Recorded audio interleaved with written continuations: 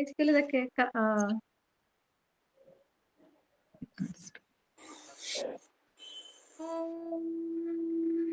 भूर्भुवस्वः तत्सवितुर्वरेण्यं भर्गो देवस्य धीमहि धियो यो नः प्रचोदयात्। ॐ असतो सद्गमय तमसो मा ज्योतिर्गमय मृत्योर्मा ॐ सहना भवतु सहनो सह वीर्यं करवावहै तेजस्विनावधीतमस्तु मा विद्विषावहै। ॐ शान्ति शान्ति। అందరికీ నమస్తే. నమస్తే అందరికీ. ఈరోజు స్వామి దయానంద సరస్వతిని యొక్క జీవిత చరిత్ర కూడా చెప్పండి అని అడిగినందుకు ప్రారంభిస్తున్నాను. అయితే ముందు విక్రమ సంవత్ 1881 ఫాల్గుణ బహుళ దశమి నాడు స్వామి దయానంద సరస్వతి జన్మించాడు. అది రాసుకోండి.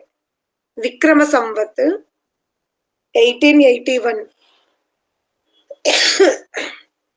ఫాల్గుణ బహుళ దశమి 1881 ఫాల్గుణ బహుళ దశమి నాడు, ఇక ఆంగ్లమాన ప్రకారం క్రీస్తు శకం 1825 ఫిబ్రవరి 12, ఇంగ్లీష్ ప్రకారం 1825 ఫిబ్రవరి 12 నాడు గుజరాత్ ప్రాంతం టంకర గ్రామం.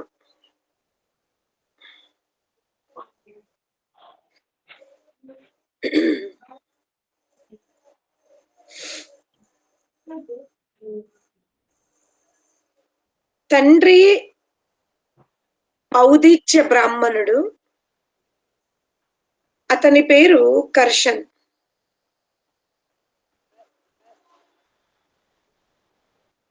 అతని పేరు కర్షన్జీ.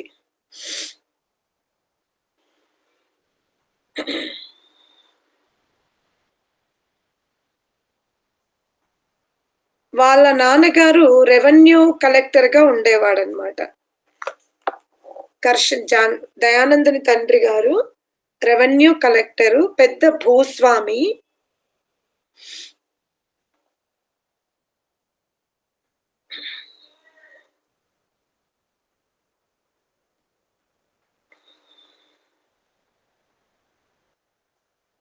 కానీ శైవ భక్తుడు కూడా. చక్కగా శివుణ్ణి ఆరాధించేవాడు.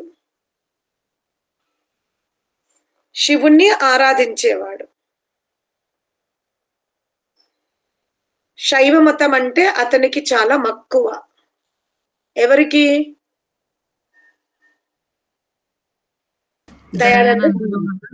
నాన్నగారు.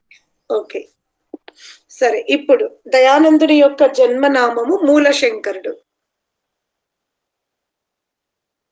దయానందుని యొక్క జన్మనామం ఏంటి? మూలశంకరుడు. ఎందుకు?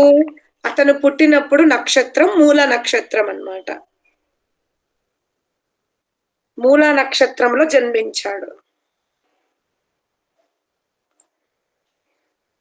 పుట్టిన వెంటనే తండ్రి జాతకర్మ సంస్కారము చేసి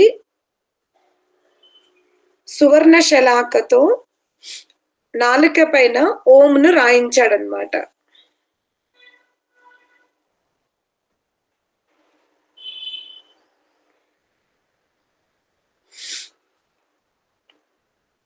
ఐదవ ఏటనే మూలశంకరునకు నూతన వస్త్రధారణ,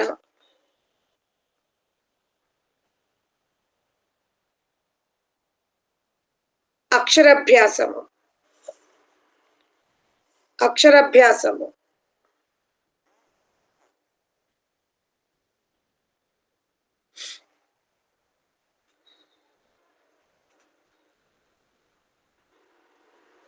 5వ ఏట నుండే శబ్ద రూపావళి,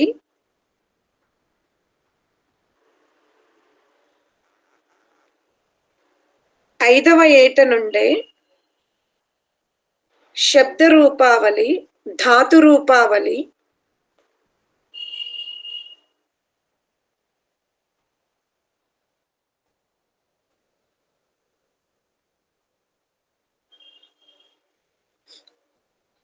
కారక చక్రము,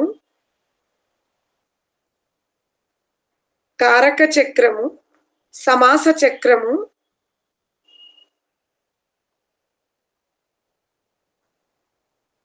సంస్కృత భాష, గుజరాతీ భాషలో ప్రావీణ్యతను సాధించెను.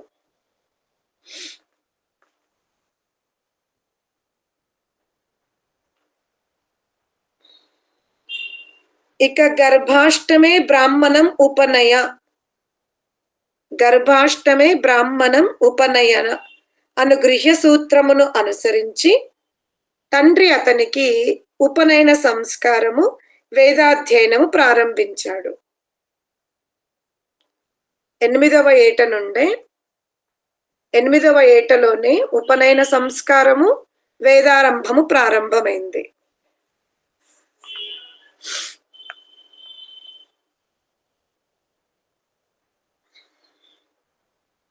ఇక 14 ఏండ్లు నిండక ముందే యజుర్వేదమును కంఠస్థం చేశాడు.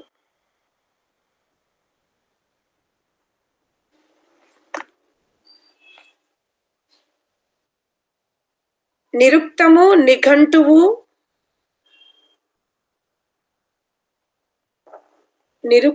నిఘంటువు, పూర్వమీమాంస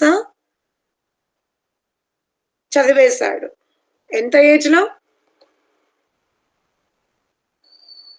14 ఏండ్లు నిండక ముందే. అర్థమైందా? ఇప్పుడు 14వ ఏట అనగా మనం ఎక్కడ రాసుకున్నాం? 1825 లో పుట్టాడంటే ఇక 1890 ఎప్పుడు జన్మించాడైనా 1825. దానికి 14 years రాసుకుంటే ఏ ఇయర్ అవుతుంది? 1825కి ప్లస్ చేసుకోండి 14 years. ఇంచుమించు 1839, క్రీస్తు శకం 1839. విక్రమ సంవత్సరం అయితే 1894. విక్ర సంవత్సరం 1894, ఆంగ్లమాన ప్రకారం అయితే 1839.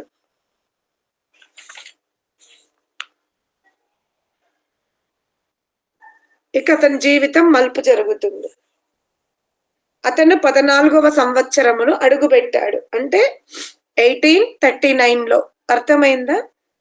తండ్రి చెప్తున్నాడు దగ్గరికి వచ్చి, నాయన, ఎవరైతే పగలంతయు ఉపవసించి రాత్రికి జాగరణం చేస్తారో వారికి శివుడి యొక్క దర్శనం జరుగుతుంది అని తండ్రి చెప్తున్నాడు. అప్పుడు వారి వయసు ఎంత? 14వ సంవత్సరం. అర్థమైందా? కానీ తల్లి అంటుంది, మూలశంకరుడు ఇంకా చిన్నవాడే, ఇప్పుడే ఇంతటి నిష్ఠతో కూడుకున్న ఉపవాసం అవసరమా అని తల్లి అడుగుతుంది. కానీ మూలశంకరుడి యొక్క బుద్ధి తీవ్రత ఇదంతా చూసి తండ్రి ఒప్పుకోలేదు. ఇంకా ఆ రోజు శివుడి యొక్క దర్శనం చేసుకుంటానని తండ్రి ఆజ్ఞను అతను శిరస వహిస్తున్నాడనమాట. ఇక దాన్ని చదువుకుంటూ వెళ్తాను. ఆ రోజు తండ్రి అతనికి పూజా క్రమము కూడా చెప్పాడు. ఏమని? రుద్రాక్షమాల ధరించుకోవాలని, చివరికి నీరు కూడా త్రాగకూడదు, శివాలయానికి వెళ్ళి సాయంత్రం పూట మందిరంలో కూర్చొని రాత్రంతా జాగరణ చేసి శివనామస్మరణ చెయ్యాలని తండ్రి అతనికి పూజా విధానము కూడా చెప్తాడు. అప్పుడు అతను ఆ ఉపవాసాన్ని తీసుకొని, అనగా సాయంత్ర సమయమున శుచిగా స్నానము చేసి శుద్ధమైన పట్టు వస్త్రములను ధరించి విభూతిని పూసుకొని కంఠమున రుద్రాక్షమాల ధరించి హస్తమునందు ఒక కమండములు తీసుకొని పూజా ద్రవ్యములతో ఆలయమునకు వెళ్ళిండు. అర్థమైందా? ఏంటి? స్నానం చేసుకొని, పట్టు వస్త్రాలు ధరించుకొని, విభూతి పూసుకొని, కంఠములో రుద్రాక్షమాల వేసుకొని, ఏంటి పూజా సామాగ్రిని తీసుకొని, ఏంటి ఎక్కడికెళ్ళాడిక? శివాలయానికి వెళ్తాడు. అర్థమైందా? అప్పుడు ఆ సమయములో శివాలయములో అందరూ కూడా చక్కగా ఏం జపం చేస్తున్నారు? రుద్రనామ జపం చేస్తున్నారు. అర్థమైందా? ఇక ఇతను ఆ కమండంలో నీళ్ళెందుకు తీసుకొని వెళ్ళారు అందరూ? ఎందుకు తీసుకొని వెళ్ళుంటారు? ఆచమనం చేయడానికి, నిద్రొస్తే ముఖం తడుపుకోవడానికి, కంటికి చిలకరించుకోవడానికి అన్నమాట. ఇక మూలశంకరుడు చూస్తున్నాడు. ఒకరు చక్కగా రుద్రాభిషేకం చేసి అందరూ కూడా నిద్రలోకి జారిపోయారు. ఏమైంది? నిద్రలోకి జారిపోయారు. కానీ ఈ బాలుడు మాత్రం చాలా ఆశ్చర్యంగా శివలింగం వైపే చూస్తూ ఉన్నాడు. ఎందుకోసం? శివుడి దర్శనం అతను నిద్ర వస్తున్నప్పటికీ కూడా నీటితో కంటిని తడుపుకుంటూ సావధాన చిత్తుడై వ్రతభంగము జరగకుండా చక్కగా శివుని వైపే చూస్తూ ఉన్నాడు. కొంత సమయము తర్వాత ఆ మందిరానికి ఒక బిలం ఉండింది, అంటే ఒక ద్వారం ఉండింది. ఆ బిలవము నుండి చిట్టి చిట్టి ఎలుకలు వచ్చి అక్కడే గంతులు వేస్తూ భక్తులు అర్పించిన పదార్థములను తింటూ ఆ ఎలుకలు లింగం పైకి ఎక్కి కిందికి దిగుతూ చాలా మలమూత్ర అపవిత్రము చేస్తూ ఆ విధంగా అక్కడ ఆడుతూ ఎగురుతూ దుంకుతూ ఉన్నవి. మరి భక్తుడు కదా, ఇతనికి ఆ దృశ్యం కాస్త ఏమనిపించింది? సహించడానికి వీలు లేకుండే. ఎవరికి? మూలశంకరునకు. ఆ దృశ్యములను చూచిన వింతగా చూస్తున్నాడు. ఒకవైపు వింత, ఇంకోవైపు శివుడి యొక్క దర్శనం చేసుకోవాలని కుతూహలత, తండ్రి చెప్పిన మాటలని పూర్ణ విశ్వాసంతో. కానీ ఇక్కడ జరుగుతున్నది మాత్రం చాలా విచిత్రంగా ఉంది అని ఏమనుకుంటున్నాడు? నాన్నగారు చెప్పారు కదా, శివుడు త్రిపురారి, త్రిశూలధారి, కైలాస విహారి, పాశుపతాస్త్రముతో దైత్యులను సంవరించువాడు, వరప్రదాత, శపింప సమర్థుడు అని విన్నాను కదా. ఏమని విన్నాడు మూలశంకరుడు తండ్రితో? తండ్రితో ఏమని విన్నాడు? శివుడు త్రిపురారి, త్రిశూలధారి, కైలాస విహారి, పాశుపతాస్త్రములతో దైత్యులను చంపువాడు, శపింప సమర్థుడు, వరప్రదాత విన్నాను కదా. మరి ఈ శివుడు ఎట్టివాడు? ఎలుకలను కూడా వదిలించుకోలేకపోతున్నాడు అని అతనికి ఒక చిన్న సందేహం కలిగింది. కానీ ఆ సందేహం తీర్చేది ఎవరు? తండ్రియే. కానీ తండ్రితో మాట్లాడాలి అంటే భయము కూడా. అడగాలన్నా భయమే, తీర్చేవాడు కూడా వాళ్ళ నాన్నగారే.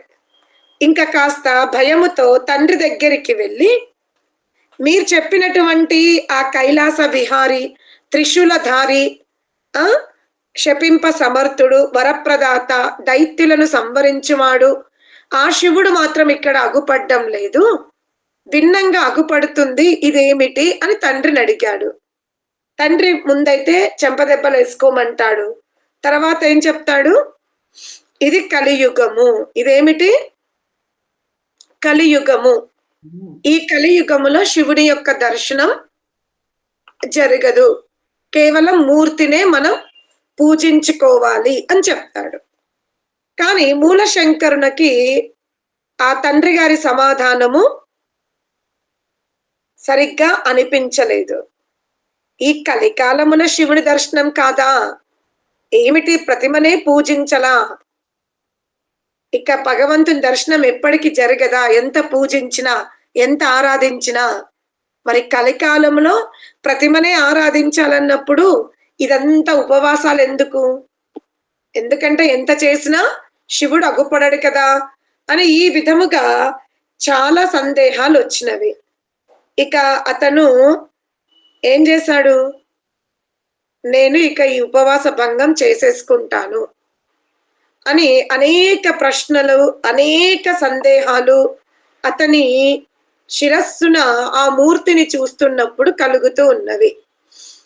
ఒకటే అనుకుంటాడు, నాకు మా నాన్నగారు చెప్పినటువంటి సమాధానము నాకు సరిగా అనిపించలేదు.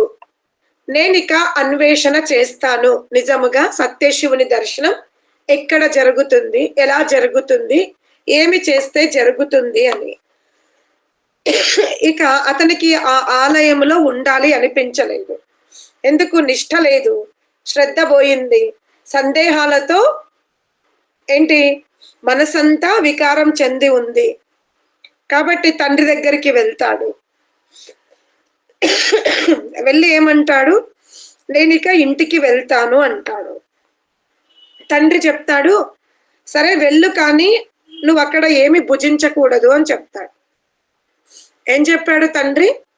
ఇంటికి వెళ్తే వెళ్ళు, కానీ నువ్వు అక్కడ భుజించకూడదు అంటాడు. కానీ మూలశంకరుడు ఎవరి దర్శనము కోసమైతే ఉపవాసాన్ని సహించాడో, ఇక ఆ ఆస్థనే పోయినందువలన తల్లి ఇచ్చిన మిష్టానాన్ని తిని భుజించుకొని పడుకుంటాడు. రెండు ఆపోజిట్ చేశాడు. ఒకటి తిన్నాడు, మరొకటి పడుకున్నాడు. ఈ విషయము తన భార్య ద్వారా కరషంజి తెలుసుకుంటాడు. అందరు కొప్పడ్డట్టు తండ్రి కూడా కొప్పడతాడు. ఆ విధంగా ఆ రోజు గడిచిపోతుంది.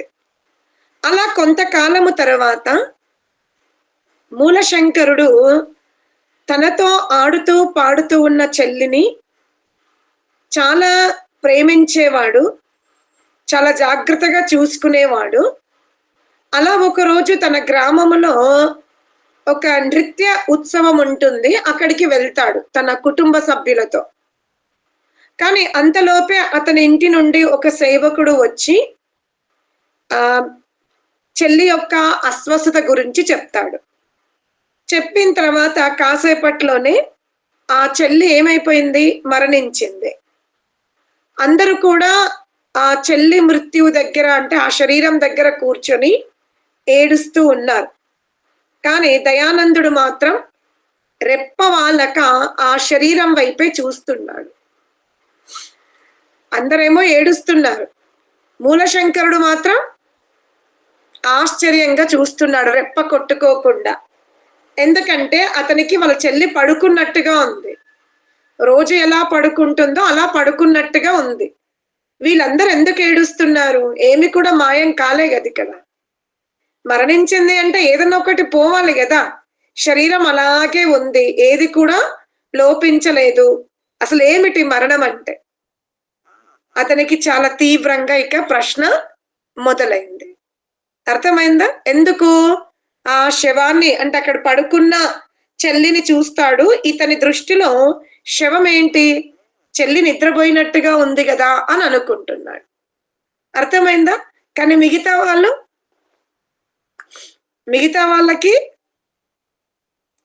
నిజంగా మిగతా వాళ్ళకి మృత్యు అంటే తెలిసి ఏడుస్తున్నారా, తెలియక ఏడుస్తున్నారా? మూలశంకరుడు తెలియక ఏడుస్తున్నాడా, తెలిసి ఏడుస్తున్నాడా?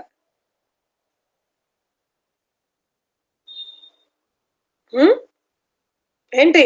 ఏడ్చే వాళ్ళకి నాలెడ్జ్ ఉందా, ఏడవని వాళ్ళకి నాలెడ్జ్ ఉందా? ఇక్కడ ఏడవని వాళ్ళకే ఉంది నాలెడ్జ్.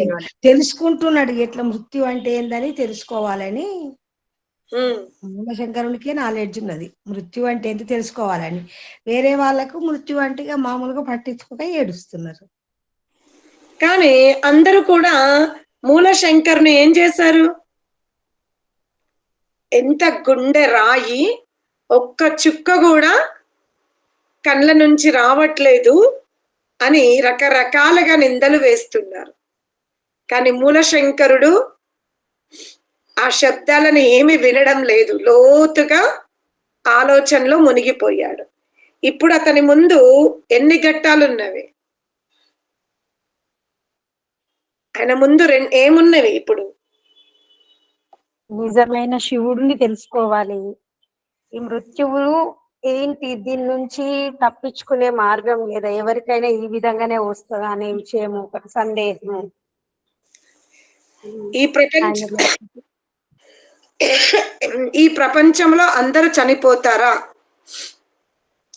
దీని నుంచి తప్పించుకోలేమా అని ఆ విధంగా ప్రశ్నించుకుంటూ ఉన్నాడు. ఇక విక్రమ సంవత్సరం 1899న అతని పినతండ్రి కూడా చనిపోయాడు. అంటే ఎన్ని సంవత్సరాలు ఉన్నప్పుడు? 1881, 1899 అంటే 18 ఏళ్ళ సంవత్సరాలు, 19వ సంవత్సరం. అంటే ఇప్పుడు 39లో జాగరణం చేశాడు, అంటే 14, అంటే ఇంచుమించు 1843, 44లో అనుకోవాలి మనం. అర్థమైందా? 1844 ఇంచుమించు. ఆ పినతండ్రి మంచి ధార్మికుడు, విద్వాంసుడు. అతను కూడా కలరా వ్యాధితో చనిపోతాడు. ఇంకా ఇప్పుడు దయానందంలో ఈ మృత్యువుని తెలుసుకోవాలనే కుతూహలత ఏమైపోయింది? పెరిగిపోయింది. ఇక తండ్రి అంటే పినతండ్రి చనిపోయినాడు మాత్రం ఏంటనే కళ్ళల్లో నీళ్ళు వచ్చేసినాయి. ఎందుకు? చెల్లి చనిపోయినప్పుడు ఆ వియోగం ఎటువంటిదో డైరెక్ట్ గా ఇంకా చూడలేదు, కానీ పినతండ్రి చనిపోయే వరకు ఆయనకి వియోగం అర్థమైంది.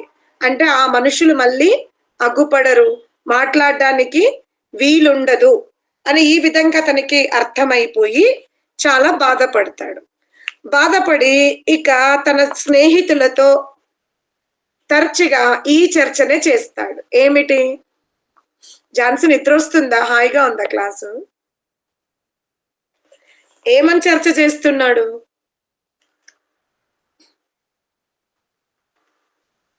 అసలు ఈ మృత్యువు ఏమిటి? అసలు ఈ మృత్యువుని జయించాలంటే ఏమిటి ఉపాయం అని ఈ ప్రశ్నల్నే వేస్తున్నాడు. అనగా చెల్లెలు పినతండ్రి ఇరువురు చనిపోవుటను చూచిన మూలశంకరుడు సంసారమును అతను అసారముగా చూస్తాడు. ఏముంది ప్రపంచమున, ఈ చావు పుట్టకలేనా? అతనికి ఇంకా ఏది రుచింపట్లేదంట.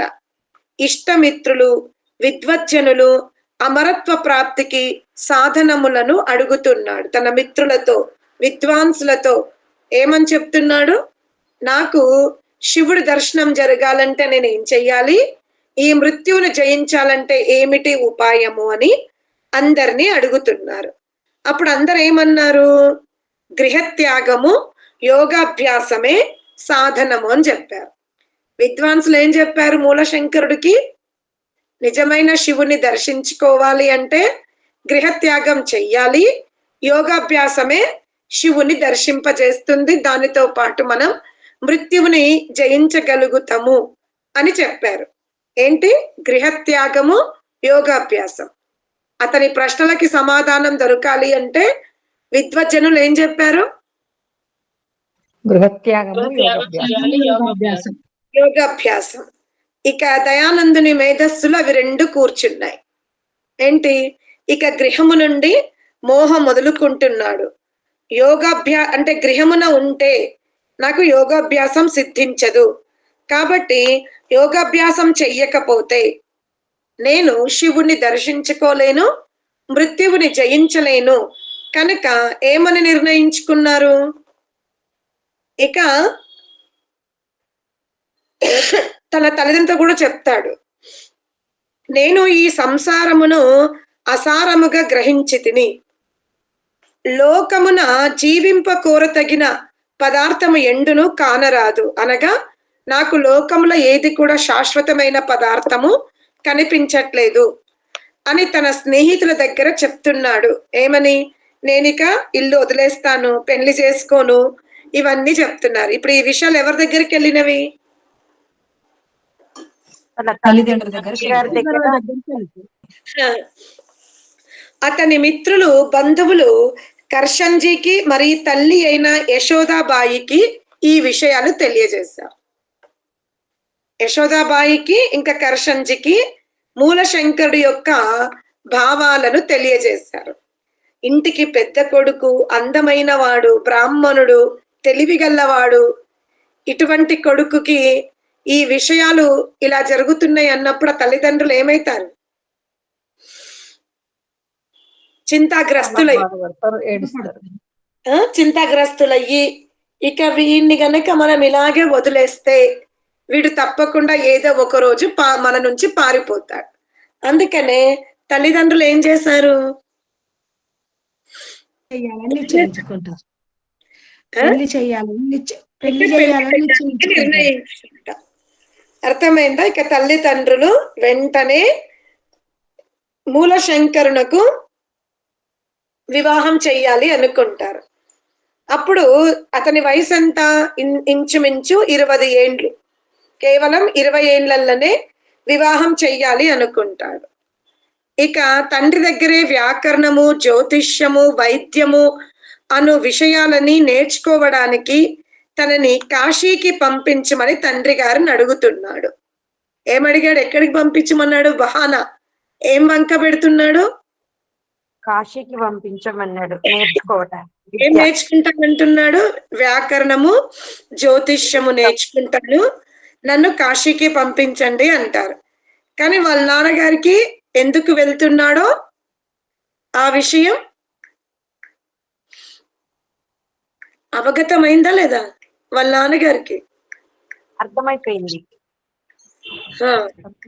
తండ్రి గారు ఏమంటారు? నువ్వేది నేర్చుకోవాలన్నా ఇక ఇంటి ముందుండే నేర్చుకో, నేను ఇక్కడికే విద్వాంసుల్ని పిలిపిస్తాను, నువ్వు ఇదే నేర్చుకోవాలి, నీకు వివాహం చేసేస్తాను, వివాహం తర్వాత నువ్వు ఎంత అభ్యసించాలనుకుంటే అంత ఇంటి నుండే అభ్యసించాలి అని చెప్తారు.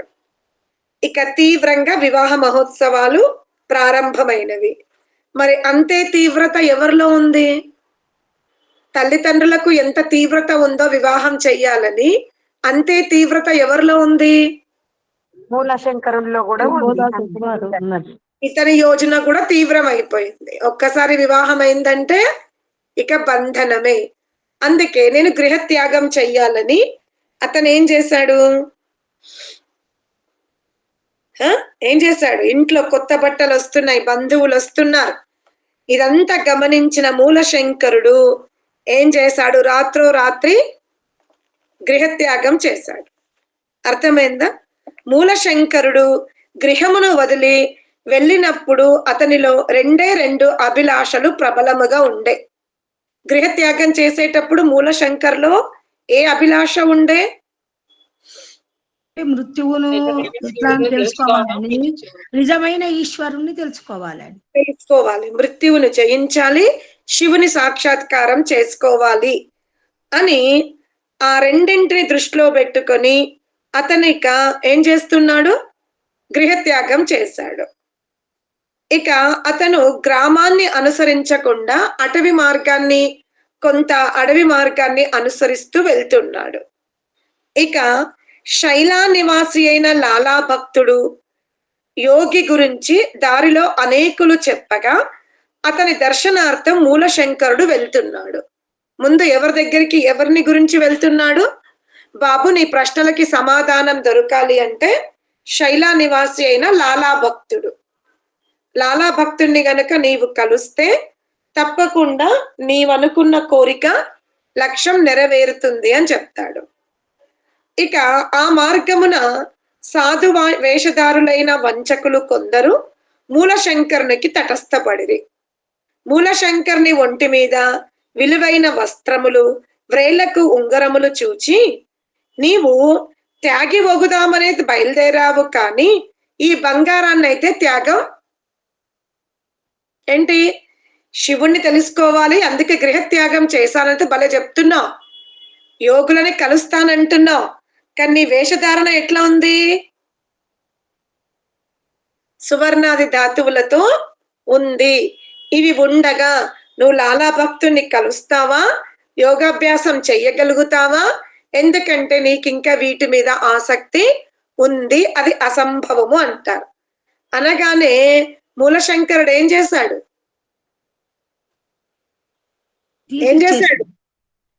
వాటన్నింటిని కూడా విసర్జనం చేసి ముందుకు జరుగుతాడు. అర్థమైందా? ఇక లాలా భక్తుని దగ్గరికి వెళ్ళి అక్కడ బ్రహ్మచర్యమును ఆశ్రయించి బ్రహ్మచర్య దీక్ష తీసుకుని యోగాభ్యాసం ప్రారంభిస్తాడు. అర్థమైందా? లాలా భక్తుని దగ్గర ఏం చేశాడు? ఇక శుద్ధ చైతన్య అనే పేరుతో అతను తన నామాన్ని మార్చుకున్నాడు. ఎవరు మార్చారు? శుద్ధ చైతన్య అని పేరు ఎవరిచ్చారు? లాలా భక్తుడు. అర్థమైందా? ఇక ఆనాటి నుండి శుద్ధ చైతన్యుడిగా బ్రహ్మచర్యమును పాలించుచు యోగ సాధన తత్పరుడై సాధు మండల్లో తిరుగుతూ ఉన్నాడు. ఒకనాడు రాత్రి సమయమున శుద్ధ చైతన్యుడు మఠమునకు వెలుపలనున్న ఒక విశాల వృక్షం కింద కూర్చుండి సాధన చేస్తున్నాడు. ఇంతలో ఆ వృక్షముపై ఉన్న పక్షులు ఘూ ఘూ అని ఒక విలక్షణ ధ్వని చేశారంట. ఆ చిన్నప్పుడు చెట్ల మీద దయ్యాలుంటాయి అనే కథలు వింటాం కదా, అలా ఈ శుద్ధ చైతన్యం కూడా ఆ సంస్కారాలు ఏమైనా జాగరూకమైనవి. వెంటనే ఎక్కడికి ప్రవేశించాడు? చెట్టు నుండి లేసిపోయి మఠంలోకి ప్రవేశించాడు. ఇక అతనిలో కొద్ది భయం అయితే కలిగింది, కొత్త అనుభవం కూడా కలిగింది. అర్థమైందా? ఇక అక్కడ చాలా మంది ఎవరిని కలుస్తాడు?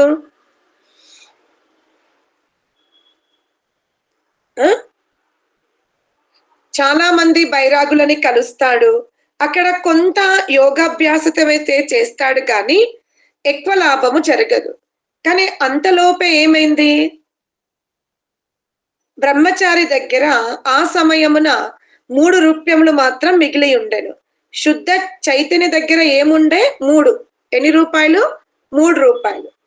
అతను వెంటనే దూది వస్త్రములను కొని ధరించి పట్టు వస్త్రములను కూడా విడిచిపెట్టాడు. మూల శంకరుడిగా ఉన్నప్పుడు సువర్ణమును వదిలిపెట్టాడు. శుద్ధ చైతన్యుడిగా ఉన్నప్పుడు ఏం వదిలిపెట్టాడు?